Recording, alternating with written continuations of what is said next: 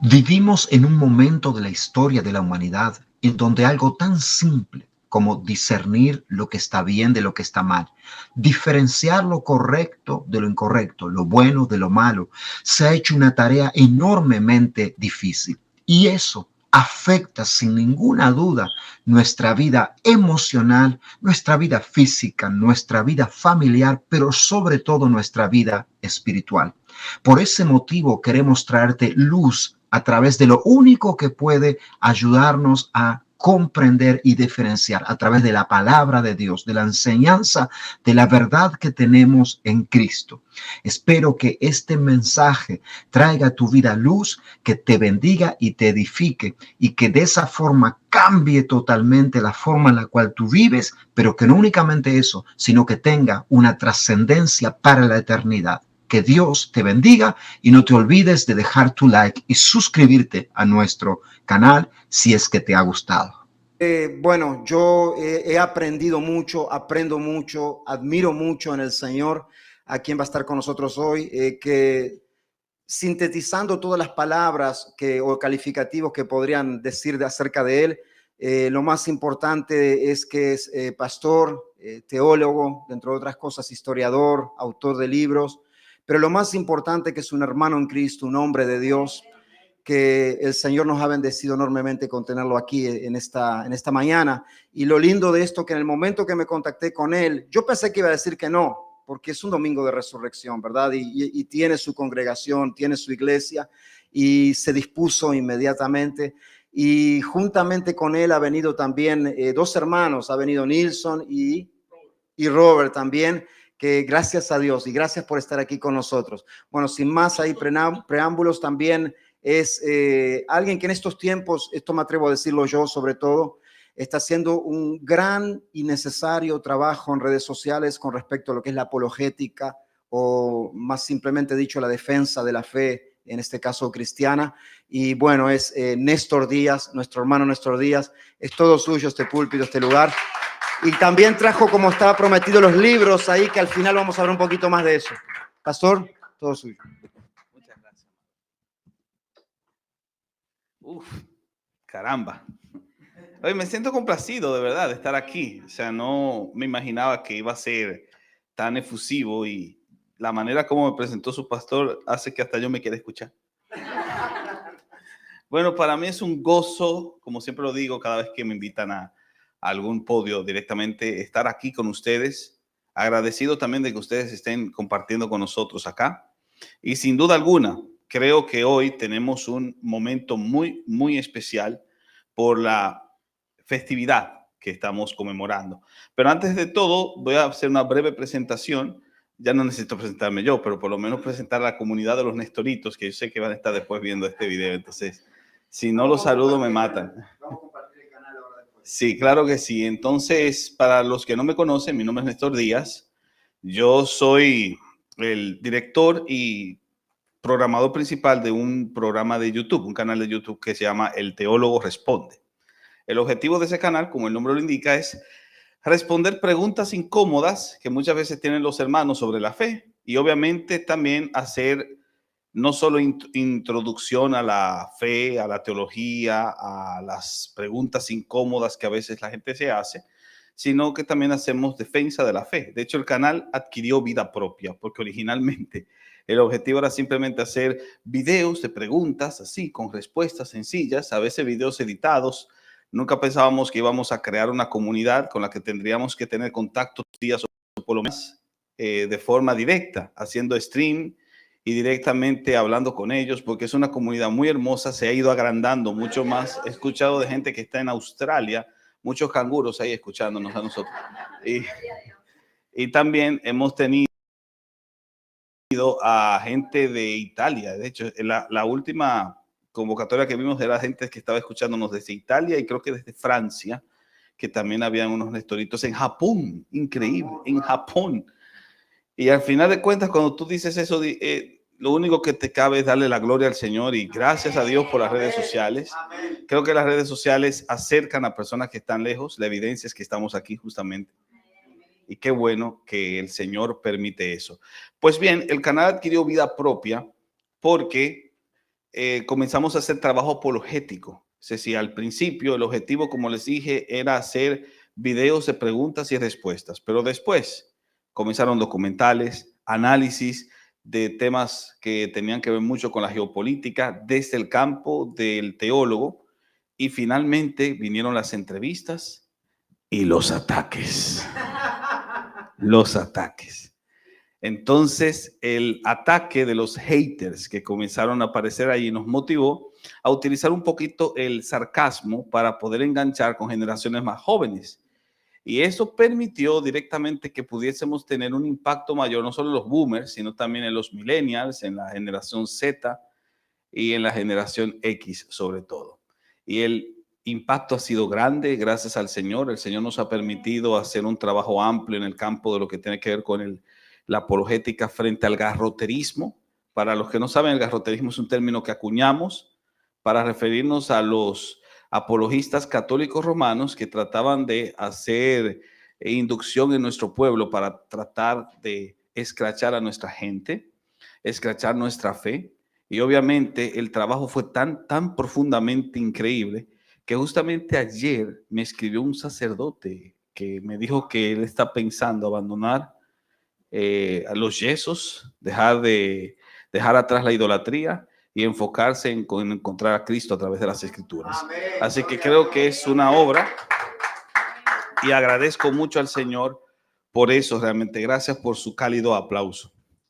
Dicho esto, queridos hermanos, voy a tratar de hablar claramente de este tema impresionante. Como saben, acaba de pasar la Semana Santa, la Semana Mayor, como muchos la llaman, y la Semana Mayor concluye con uno de los eventos más importantes que hace que el cristianismo sea distinto a cualquier otra cosmovisión de fe y religión: la resurrección de Cristo. Cristo se levantó de entre los muertos. Amén. Cristo dejó su tumba vacía, y esa tumba vacía, que es, como decía un pensador francés, el aroma o el perfume sobre el cual se yergue todo el cristianismo, es la garantía de nuestra fe. Por lo tanto, en un domingo de resurrección como este, es importante trazar un tema importante y relevante que está pegado a él, y es el tema de la cruz. Pero no quiero hablar sobre la cruz, puesto que ya todos aquí hemos escuchado mensajes al respecto, sino quiero enfocarme en un evento preciso que ocurrió mientras Jesús colgaba del madero. ¿Han escuchado ustedes la expresión de las 7 palabras, verdad? Sí, las 7 palabras. Las 7 palabras de Cristo representan como una suerte de discurso, el último discurso de Jesús antes de resucitar. Mientras Jesús moría, de sus labios mortecinos salieron 7 fragmentos. Esos 7 fragmentos, cuando los unimos, conforman todo un discurso, un mensaje que incluye una serie de aristas importantísimas para nuestra vida. Primero, el perdón. El perdón cuando el nazareno intercede a su padre para que perdone a aquellos que lo estaban matando. Pero también está la palabra de la redención más inesperada, cuando un vulgar ratero que estaba crucificado con él encontró el perdón. Asimismo, el cuidado más tierno cuando miró a su madre y le encomendó a su discípulo más amado. El grito más amargo cuando, mirando a los cielos que se habían oscurecido, comenzó a gritar: Elohí, Elohí, lama sabachthani. Dios mío, ¿por qué me has desamparado? Y después viene el susurro más humano: tengo sed. El grito más glorioso: consumado es. Y el susurro más dulce: Padre, en tus manos encomiendo mi espíritu. Pero, ¿habrá otra palabra entre esas 7? ¿O solamente fueron 7 fragmentos? ¿Podríamos encontrar, por si acaso, algún otro fragmento que se nos haya escapado en tratado un tema como este? Es decir, en vez de 7 palabras, ¿habrá una octava? ¿Alguna vez se lo han preguntado? ¿Habrá una octava verba? Hubo un autor de apellido Giraud que trató de descubrirla y encontró un fragmento que se nos había olvidado a todos. Ese fragmento al pie de la cruz se registra sobre todo en Mateo 27:50 y en Marcos 15:37. El texto de Mateo es el que vamos a utilizar como referencia. Mateo 27:50, cuando el evangelista nos dice que Jesús, Mateo 27:50, que Jesús, habiendo otra vez clamado a gran voz, entregó el Espíritu. Mateo 27:50, ahí está. Mas Jesús, habiendo otra vez clamado a gran voz, entregó el Espíritu. Si vamos a la versión de Marcos, capítulo 15, versículo 37, encontramos lo mismo, pero con una ligera diferencia. En Marcos, el grito aparece, Marcos 15:37. En Marcos, otra vez, pero después de haber entregado el Espíritu. En este caso, después de haber dicho la palabra con la cual entregó su Espíritu. Entonces, la versión de Mateo y la versión de Marcos nos presentan una gran voz, un grito que se dio con gran voz. Y ese grito es para muchos la octava palabra perdida. La cuestión aquí es que todo va a depender de la manera como analicemos el texto. Por ejemplo, algunos piensan que este grito no es una palabra, sino que más bien es el grito que acompaña a la séptima palabra. Es decir, que cuando Jesús dijo, Padre, en tus manos encomiendo mi espíritu, lo gritó a gran voz, Padre, en tus manos encomiendo mi espíritu, algo por el estilo. Pero hay un pequeño inconveniente con entender que la séptima verba, es decir, la séptima palabra, fuera gritada, porque cuando nosotros leemos Juan 19:30, en Juan 19:30, el Padre, en tus manos encomiendo mi espíritu, no es un grito, es un susurro. Padre, en tus manos encomiendo mi espíritu. Así que visto de este modo, podríamos llegar a la conclusión de que la séptima palabra de Cristo y el grito son dos cosas diferentes. La cuestión que hay que preguntarse es el momento. ¿El grito vino antes de que Jesús dijese, Padre, en tus manos encomiendo mi espíritu, o vino después? La versión de Mateo que leímos parece presentarnos que fue antes, pero la versión de Marcos nos presenta que el grito fue después. Y si el grito fue después, he aquí la octava palabra de Cristo en la cruz. Pero no es una palabra realmente perdida. Es más bien un grito gutural inarticulado. Una frase, es un ¡ah!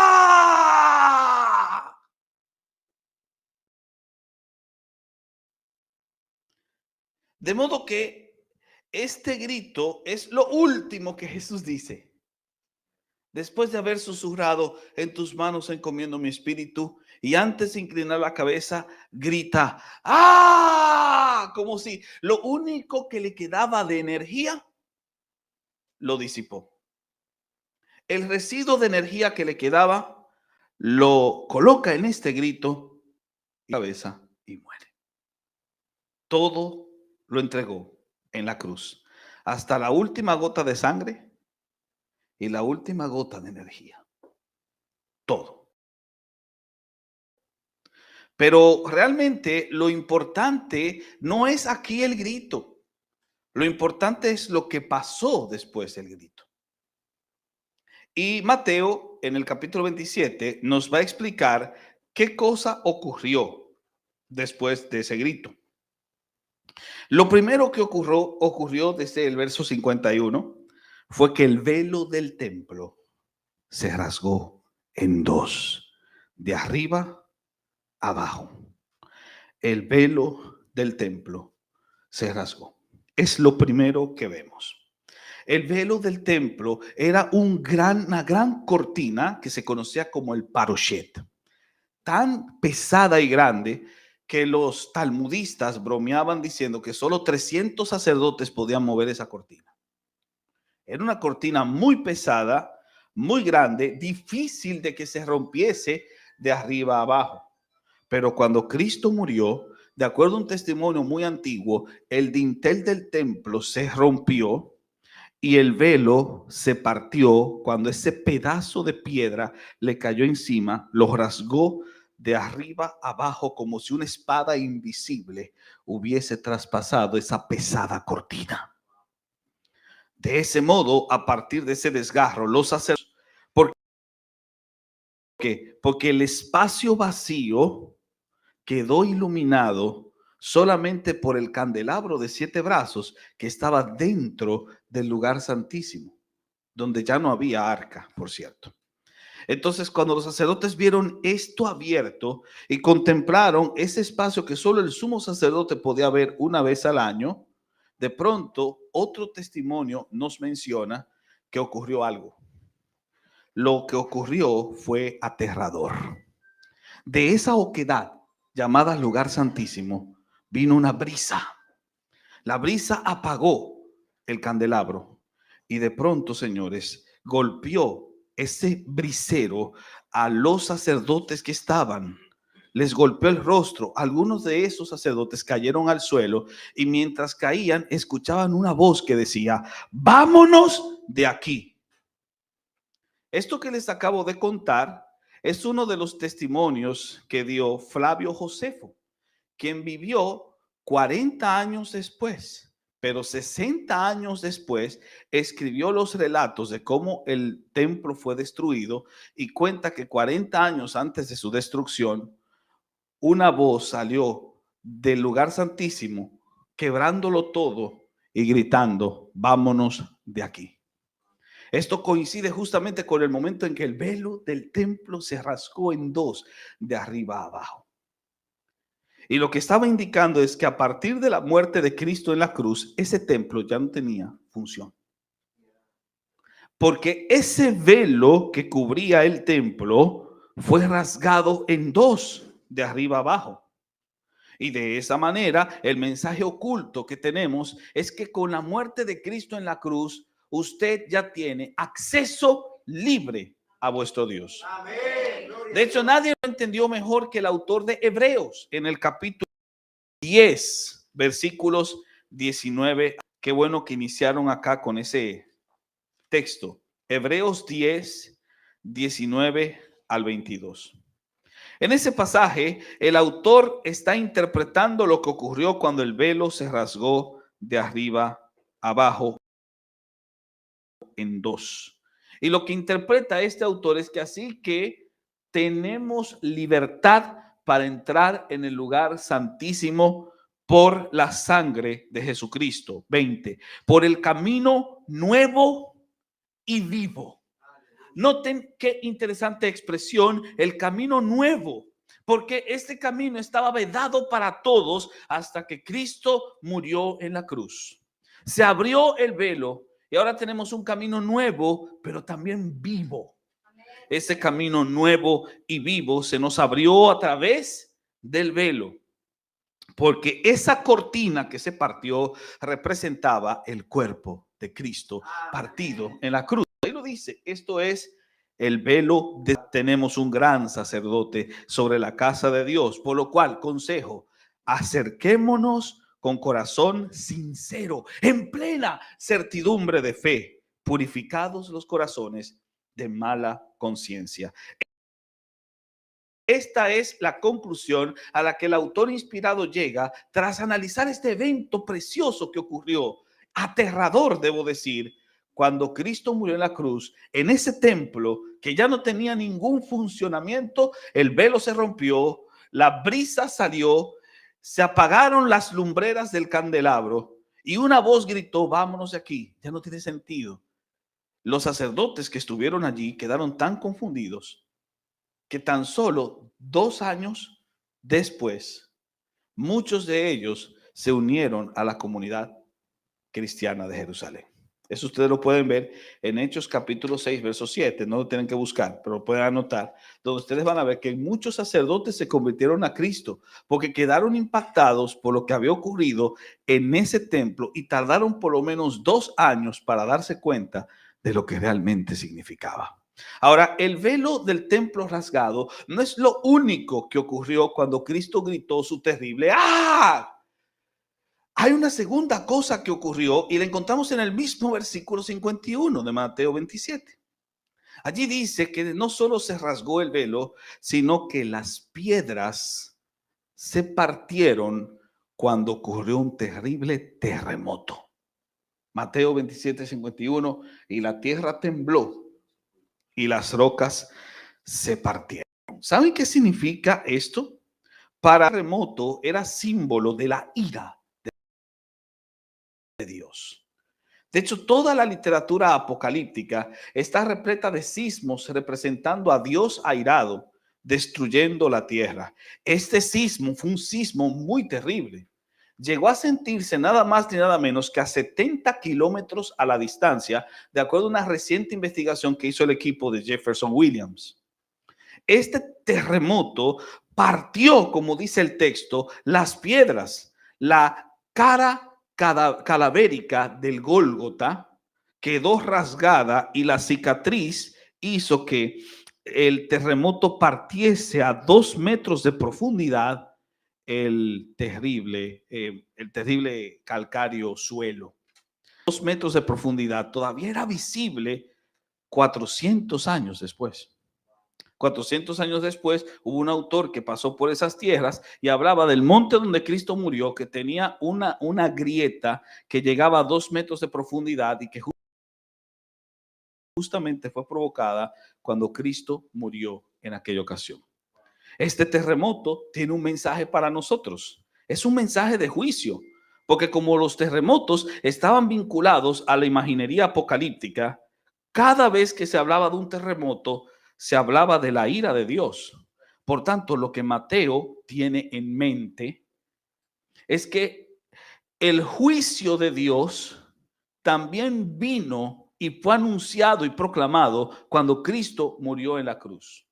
El juicio de Dios estaba presente allí, no solamente el juicio para el tentador, como dice Juan capítulo 16, versículo 11, donde se habla que en la cruz el juicio para el diablo, para el príncipe de este mundo, estaba hecho. No, también era el juicio para los judíos, que en Juan 19:15 habían dicho que su rey era el César.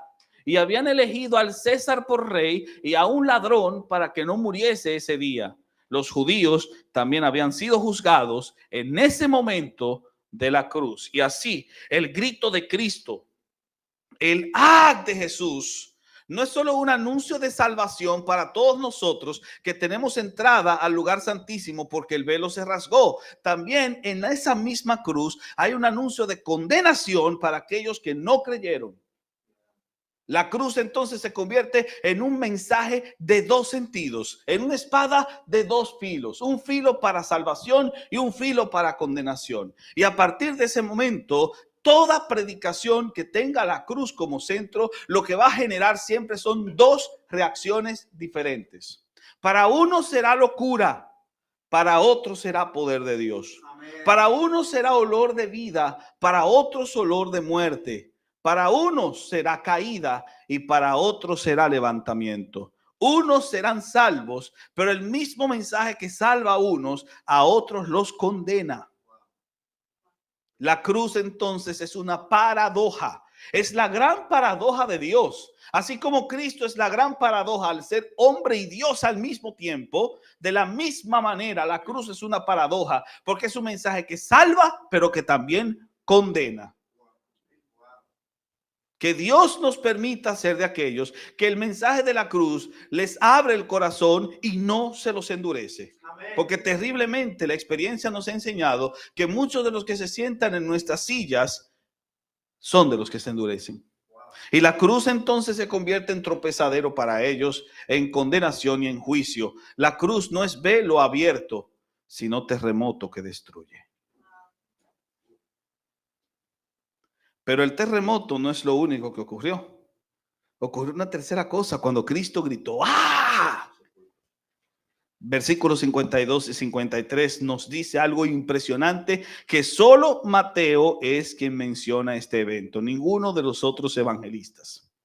Dice el texto en Mateo 27, 52 y 53, que después de que ese terremoto partió la piedra y le hizo una cicatriz de 2 metros de profundidad al monte donde estaba levantada la cruz, en ese momento se abrieron los sepulcros y muchos cuerpos de santos que habían dormido se levantaron.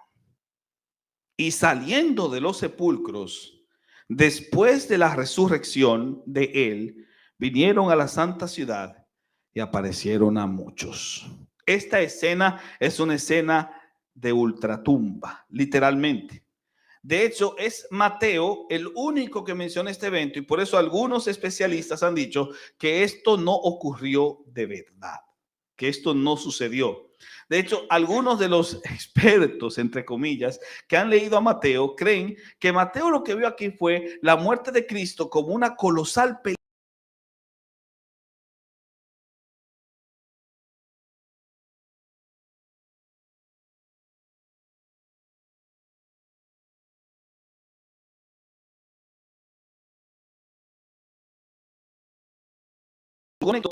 de los huesos secos.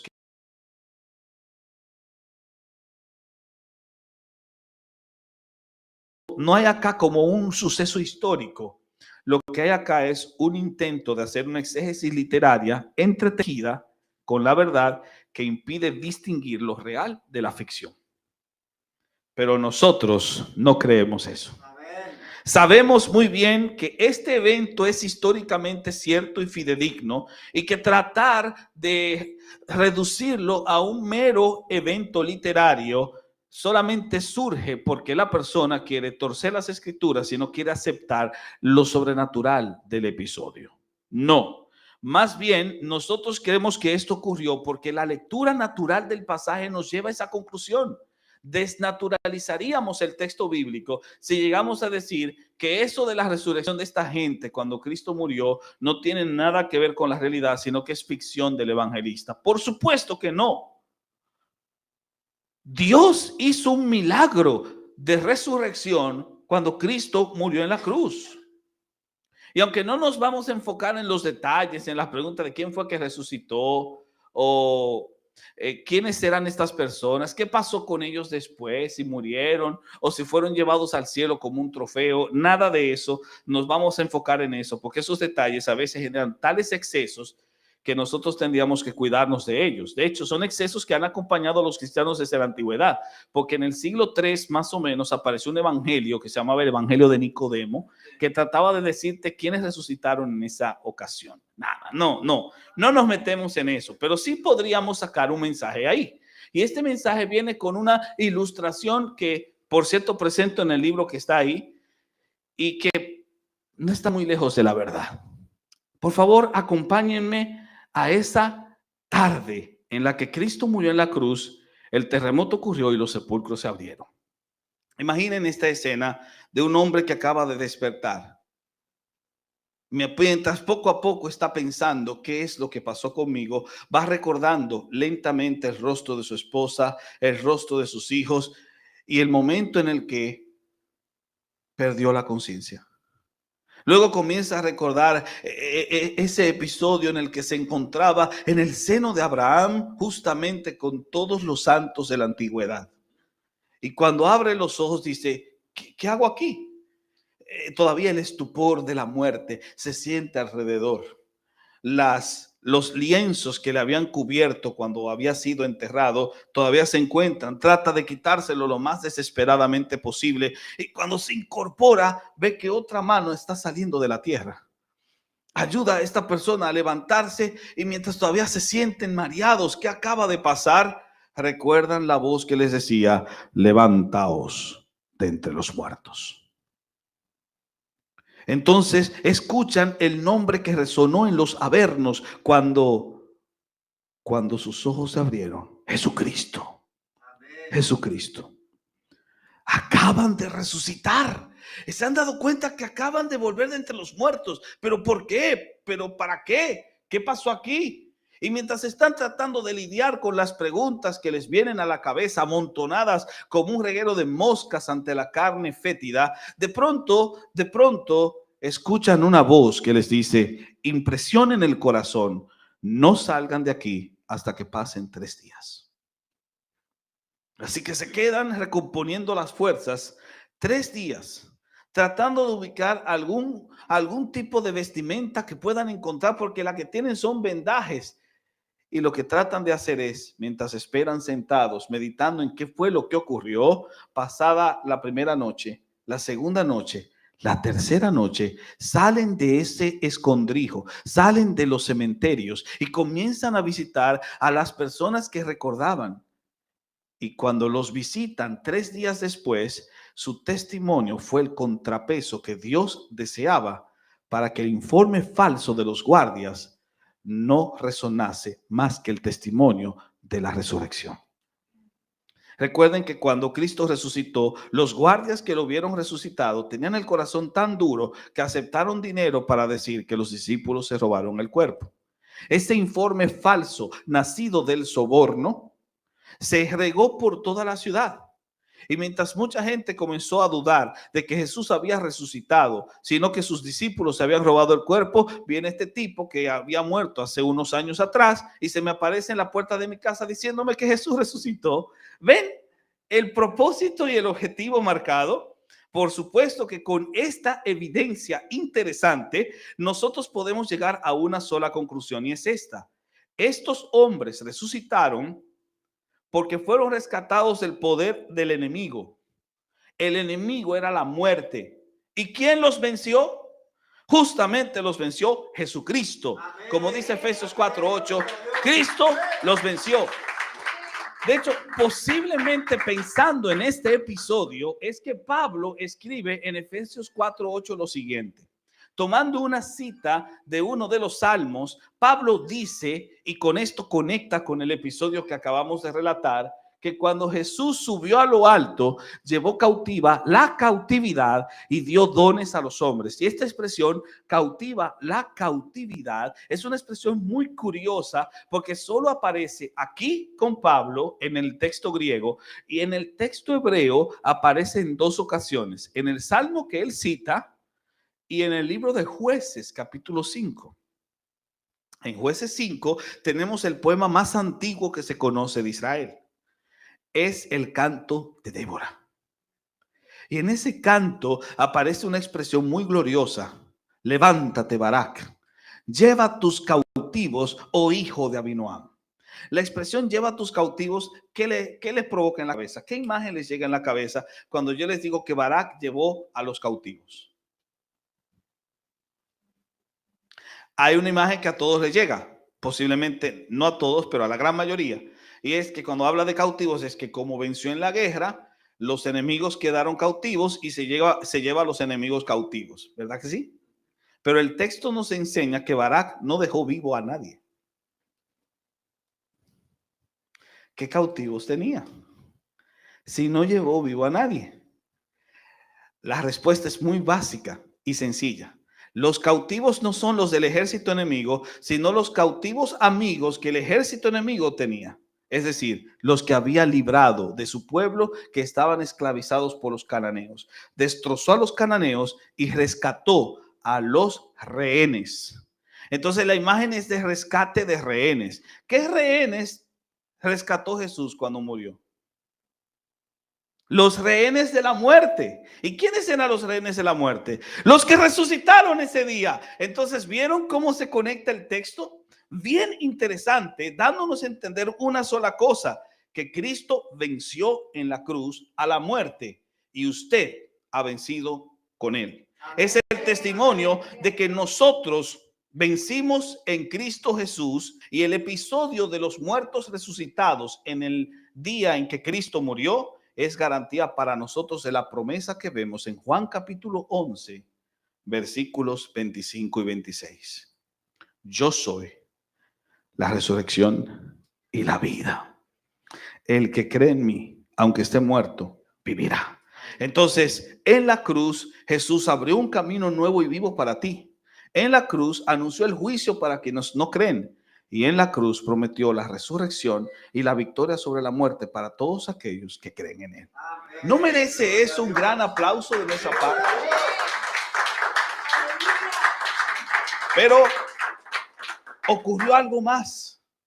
Una cosa bien interesante y no tan descabellada. La última cosa que ocurrió no fue solamente que el velo se rasgó en dos. No fue solo que ocurrió un terremoto o que los muertos resucitaron. Hubo un episodio más. ¿Quieren saber cuál fue? ¿Están deseosos de conocer cuál fue? ¿Darían todo lo que tienen para saber cuál? No, pero... Mateo 27:54 nos dice en la última sección que el centurión y los que estaban con él, guardando a Jesús, visto el terremoto y las cosas que habían sido hechas, temieron en gran manera y dijeron, verdaderamente este es el Hijo de Dios. Señores, esta gente, estos soldados asesinos, expertos en matar, comenzaron a tener miedo. Se les puso la piel de gallina. La mayoría de estos soldados eran supersticiosos, sabían que habían matado a un Dios. Maldita, dirían ellos, la hora en que nacimos. Maldito el momento en el que nos enrolamos en este ejército para que nos enviaran aquí a matar a un Dios. ¿Qué maldición nos ha caído encima? Tuvieron tanto miedo, empalidecieron. Y lo único que le quedó reconocer al jefe de ese pelotón, al centurión, este no era solo un hombre justo, este era hijo de Dios. La desesperación hizo mella en el corazón de ellos. ¿Qué les pasaría? Los dioses de los judíos van a perseguirnos toda nuestra vida. ¿Cómo limpiaremos este mal tan grande que hemos cometido? Pocos sabían ellos que 3 días después, ese que habían matado se levantaría de entre los muertos con un mensaje de perdón, incluso para aquellos que le traspasaron. Un mensaje de perdón y no de maldición. Un mensaje de salvación, y el centurión lo reconoce. El centurión reconoce que este era el Hijo de Dios, y el centurión no era judío, era gentil. De manera directamente que aquí encontramos al pie de la cruz a un gentil reconociendo a Jesús como el Hijo de Dios y anticipando con ello la llegada de los gentiles al reino de nuestro Padre Celestial. Sí, ese centurión era usted y era yo, porque que yo sepa, yo no soy judío. Ese centurión éramos nosotros. Él nos representa a todos, así como Barrabás nos representa, porque la cruz de Barrabás Jesús la tomó. De la misma manera, este centurión gentil, pagano, nos representa porque él fue de entre los gentiles el primero que entró a este reino. Mucho antes de Cornelio, mucho antes de los gentiles predicados y alcanzados por Pablo, mucho antes de todos ellos, un centurión romano reconoció a Jesús como el Hijo de Dios. Así que si se dan cuenta, en el grito de Jesús encontramos todo. Encontramos, señores, toda la esencia total de su obra. Acá, en la octava verba, en la octava palabra, en el grito de Jesús, el ¡ah!, encontramos, señores, el mensaje final de la cruz. En ese grito está el camino nuevo y vivo que se nos abrió a través del velo rasgado. En ese grito se encuentra el juicio apocalíptico del terremoto. En ese juicio se encuentra la victoria sobre la muerte cuando estos hombres resucitaron. En este grito encontramos la conversión de los gentiles en la confesión del centurión. Sin duda, señores, sin duda, todo el evangelio en un solo grito. Todo el evangelio en un espantoso ¡ah!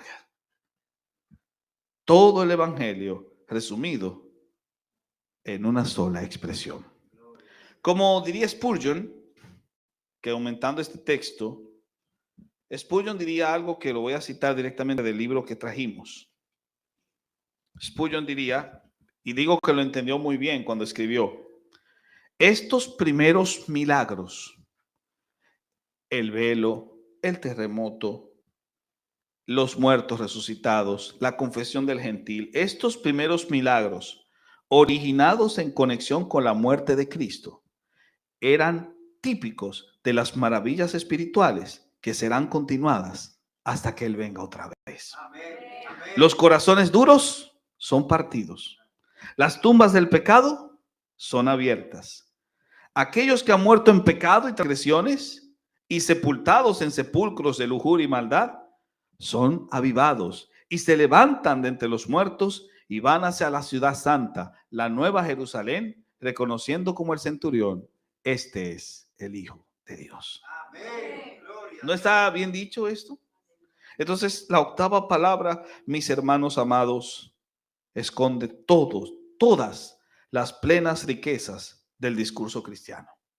Esta octava palabra, este grito, es la pieza que completa el discurso fragmentado de Cristo en la cruz.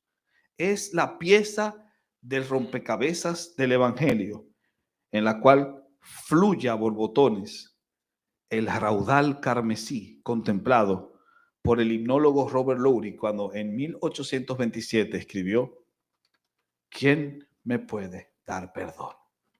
Solo de Jesús la sangre. Y un nuevo corazón. Solo de Jesús la sangre. Precioso es el raudal que limpia todo mal.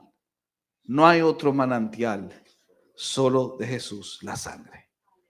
Fue el rescate eficaz. Solo de Jesús la sangre. El cordero digno es solo de Jesús la sangre. Precioso es el raudal que limpia todo mal. No hay otro manantial, solo de Jesús la sangre. Que el Señor nos ayude a entender el valor grande de su obra. Que su obra es preciosa para nosotros. Y lo que hizo lo hace precioso a nosotros. Oremos.